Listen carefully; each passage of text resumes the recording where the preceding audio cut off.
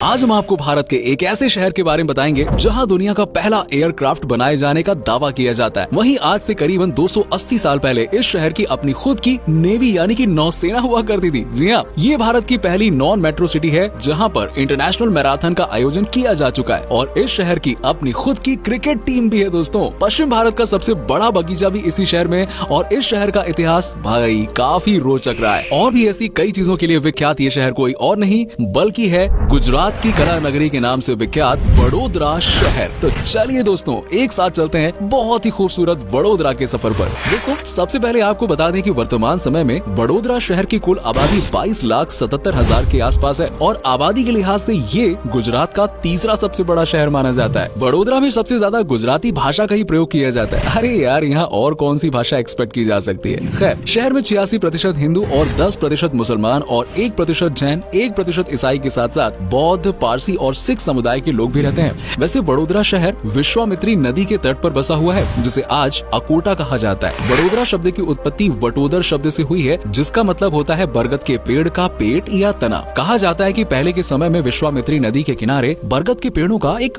विशाल जंगल हुआ करता था और उस जंगल को बड़ पत्रक कहा जाता था और वहीं से इस शहर का नाम वडोदरा पड़ा। दोस्तों, अंग्रेजों ने इस शहर का नाम बड़ौदा कर दिया था, लेकिन आजादी के बाद सन 1974 में सरकार द्वारा इस शहर का नाम बदलकर वडोदरा कर दिया गया। नहीं चाहिए अंग्रेजों का नाम है यार। जी हाँ, वडोदरा शहर के इतिहास के बारे में बात करें तो इसका लिखित में उल्लेख 1882 ईस्वी के एक राजपत्र में देखने को मिलता है। उस समय इसे चंदनावती के नाम से जाना जाता था। यहाँ पर चालुक्य राजवंश, दिल्ली और गुजरात के सुल्तानों ने शासन किया। बाबी नवाब और मराठा सेनापति पिलाजी गायकवाड़ जैसे लोगों के शासन काल में इस शहर ने काफी तरक्की की थी, लेकिन वडोदरा को असली पहचान दिलाने में महाराज सयाजी राव गायकवाड़ तृतीय की भूमिका सबसे अहम मानी जाती है। महाराज जी के शासन काल में इस शहर में कई इमारतों का निर्माण किया गया और उन्होंने शहर को विकसित करने के लिए कई कार्य भी कराए थे। आपको बता दें कि गायकवाड़ परिवार के सदस्य आज भी वडोदरा के प्रसिद्ध लक्ष्मी विलास पैलेस में रहता है। दोस्तों, अच्छा मुझे बताइए कि आपकी नजरों में एक अच्छे शहर की पहचान क्या है? भाई, वहाँ की शिक्षा और वहाँ की स्वास्थ्य की अच्छी व्यवस्था होनी चाहिए, है ना? कुछ टूरिस्ट प्लेसेस होने चाहिए, बहुत ज्यादा भीड़ भाड़ नहीं होनी चाहिए, अच्छा शांत और मिलनसार स्वभाव वाले लोग होने चाहिए, शहर सुंदर और साफ होना चाहिए, वहाँ पर विकास होना चाहिए, अलग अलग संस्कृति और परंपराओं का मेल होना चाहिए, है ना?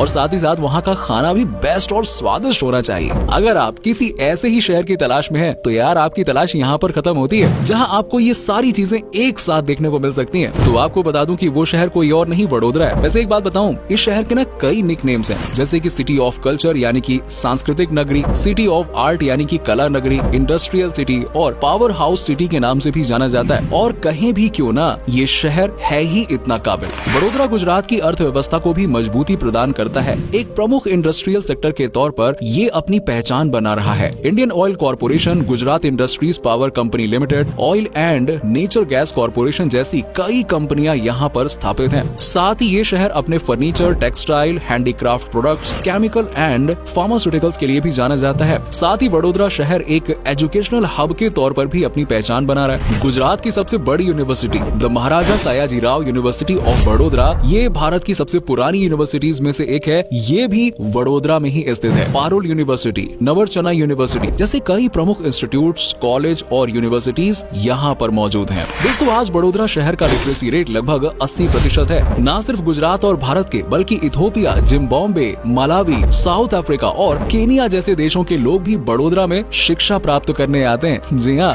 वडोदरा में 24 कैरेट का एक नायाब हीरा पाया गया था जिसे मून ऑफ कैरेट का नाम दिया गया था। ये हीरा पहले गायकवाड़ राज परिवार के पास था, लेकिन बाद में मारिया थेरेस को ये भेंट कर दिया गया। आपको बता दें कि इस डायमंड को अमेरिका की महान अदाकारा मैरिलिन मनरो ने भी पहना था। पीले रंग का ये हीरा बहुत ही खूबसूरत दिखता है। दोस्तों, वडोदरा कई क्षेत्र में नंबर 1 रहा है, जैसे कि ये भारत का पहला नॉन मेट्रो शहर है जहाँ पर साल 2009 में इंटरनेशनल मैराथन का आयोजन किया गया था। इस आयोजन के बाद वडोदरा को स्मॉल सिटी बिगेस्ट मैराथन का खिताब भी दिया गया था। अब दोस्तों, ये तो हर कोई जानता है कि दुनिया में पहला एयरक्राफ्ट बनाने का श्रेय राइट ब्रदर्स को जाता है, लेकिन आपको बता दें कि राइट ब्रदर्स से करीबन 8 साल पहले सन 1895 में डॉक्टर शिवकर बापूजी तलपड़े ने एक एयरक्राफ्ट बनाया था जिसका नाम उन्होंने मरुत सखा रखा था। हालांकि ये प्लेन उड़ा था या नहीं उड़ा था या कितनी ऊंचाई तक उड़ाया गया था, इसके बारे में कोई भी पुख्ता सबूत नहीं है। साथ ही आपको ये भी बता दें कि वडोदरा में ही ब्रिटिश शासन काल के दौरान सन 1862 में पहली बार नैरो गेज पर ट्रेन चलाई गई थी। इतना ही नहीं, आज से करीबन 280 साल पहले वडोदरा की अपनी खुद की एक आर्मी भी हुआ करती थी और तो और वडोदरा की अपनी खुद की क्रिकेट टीम भी है। दोस्तों, वडोदरा क्रिकेट टीम ने कई महान प्लेयर्स इंडियन क्रिकेट टीम को दिए हैं। ये टीम कितना शानदार खेलती है इसका अंदाजा आप इसी बात से लगा सकते हैं कि टीम ने 6 बार रणजी ट्रॉफी अपने नाम किया हुआ है। यूसुफ पठान और इरफान पठान भी वडोदरा से ही ताल्लुक रखते हैं। शमा बिंदु, इनका नाम तो आपने सुना ही होगा। अरे हाँ, ये वही है जिसने हाल ही में शादी की है, वो भी अपने आप से। जी हाँ, वडोदरा शहर की रहने वाली शमा भारत की पहली लड़की है जिसने खुद से शादी की है। इन्होंने अपने आप को सिंदूर लगाया था और अग्नि के चारों ओर फेरे भी लिए थे। इस शादी ने देश विदेश की मीडिया का ध्यान अपनी तरफ आकर्षित किया था। वडोदरा शहर अपनी संस्कृति और त्योहारों के लिए भी काफी प्रसिद्ध है। अगर आपको गरबा और डांडिया नृत्य का मजा लेना है तो भाई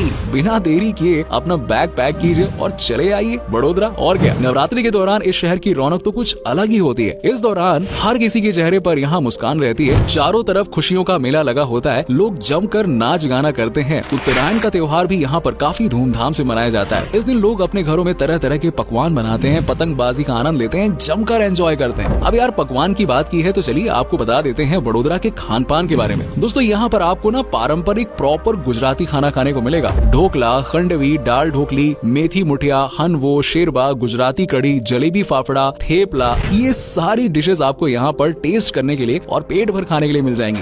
और अगर आपको शॉपिंग करना पसंद है ना तो भी ये शहर आपको बहुत पसंद आएगा। यहाँ की पटोला सिल्क साड़ी, बंधन लहंगन चोली, कढ़ाई वाले कंबल और रजाई, खादी के बने कपड़े और ज्वेलरी बहुत प्रसिद्ध है, पूरे देश में प्रसिद्ध है। इनके साथ ही साथ आप हैंडीक्राफ्ट, फुटवेयर, वॉल हैंगिंग और पेंटिंग्स जैसी चीजें भी वडोदरा में खरीद सकते हैं। दोस्तों, आप शॉपिंग के लिए खंडेराव मार्केट जा सकते हैं जो कि 100 साल से भी ज्यादा पुराना है, सीरियसली। और वडोदरा शहर वैसे घूमने के लिए ना बहुत ही शानदार डेस्टिनेशन है। चलिए आपको एक एक करके वडोदरा की उन जगहों के बारे में बताते हैं जहां आप घूमने के लिए जा सकते हैं। लक्ष्मी विला पैलेस, ये शहर का सबसे शानदार टूरिस्ट प्लेस है। ये महाराज सयाजी राव गायकवाड़ के परिवार का निवास स्थान हुआ करता था और आज भी इनके परिवार के लोग यहाँ पर रहते हैं। ये पूरा महल 700 एकड़ में फैला हुआ है। रिपोर्ट्स के मुताबिक ये इंग्लैंड के बकिंगम पैलेस से भी 4 गुना बड़ा महल है और महल के परिसर में एक गोल्फ कोर्स भी है। इसका निर्माण 1890 में कराया गया था और इसे तैयार होने में कुल 12 सालों का वक्त लगा था। हर साल लाखों सैलानी इस पैलेस की खूबसूरती का दीदार करने के लिए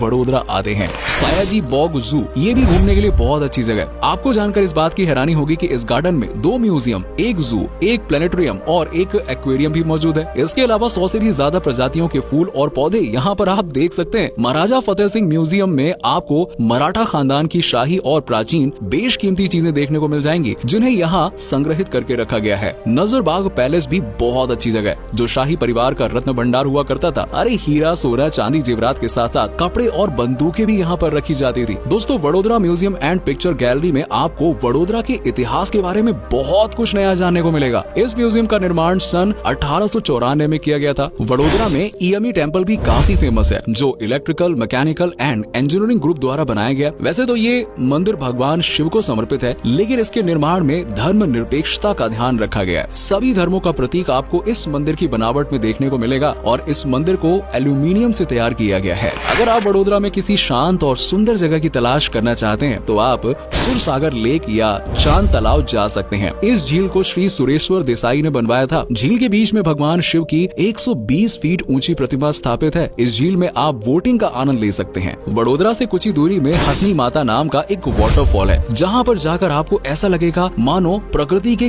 कितने नजदीक आप आ गए हैं। शहर से करीब 50 किलोमीटर की दूरी पर चंपानेर पावागढ़ आर्कियोलॉजिकल पार्क है। ये स्थान इतिहास में रुचि रखने वालों को बहुत आकर्षित करता है। यूनेस्को ने इस स्थान को विश्व ऐतिहासिक धरोहर की सूची में शामिल किया हुआ है। और इन सब के अलावा आप Kadia Dungar caves, Dabhoi, Jarwani waterfall, Makarpura palace जैसी जगहों पर भी घूमने के लिए वडोदरा में जा सकते हैं। वडोदरा पहुंचने के लिए आप सड़क मार्ग, रेल मार्ग या फिर हवाई मार्ग का इस्तेमाल कर सकते हैं। वडोदरा जंक्शन न सिर्फ गुजरात का बल्कि देश के सबसे व्यस्त रेलवे स्टेशन में से एक है। वडोदरा एयरपोर्ट शहर का प्रमुख एयरपोर्ट है और ये अपने आप में कई मायनों में खास भी है। साल 2016 में इसका रेनोवेशन किया गया था और इस एयरपोर्ट को बनाने में longest single sheet roof top का इस्तेमाल किया गया है। साथ ही कोची के बाद ये भारत का दूसरा ग्रीन एयरपोर्ट भी है। वडोदरा घूमने के लिए 2 से 3 दिन का समय पर्याप्त है। आप अपने दोस्त या फैमिली के साथ यहाँ पर घूमने आ सकते हैं और वडोदरा घूमने के लिए आपको बहुत ज्यादा खर्चा भी नहीं करना पड़ेगा। 3 दिन अगर आप इस शहर में घूमते हैं ना तो 10 से 15,000 रुपए प्रति व्यक्ति के हिसाब से आप आराम से सारी जगहों की सैर कर सकते हैं। तो दोस्तों, ये था भारत का सबसे शानदार शहर वडोदरा। उम्मीद करता करता हूँ कि आपको हमारा ये एपिसोड पसंद आया होगा। आप में से कोई अगर बड़ोदरा से है या फिर गुजरात से है तो यार हमें कमेंट सेक्शन में जरूर बताओ आज के वीडियो में आपको बड़ोदरा की कौन सी बात सबसे अच्छी लगी, और आप अगर कभी बड़ोदरा गए हो तो आपका एक्सपीरियंस कैसा रहा ये भी हमारे साथ में जरूर शेयर कीजिएगा। साथ ही साथ वीडियो को अपने दोस्तों और रिश्तेदारों के साथ में शेयर करना ना भूलें।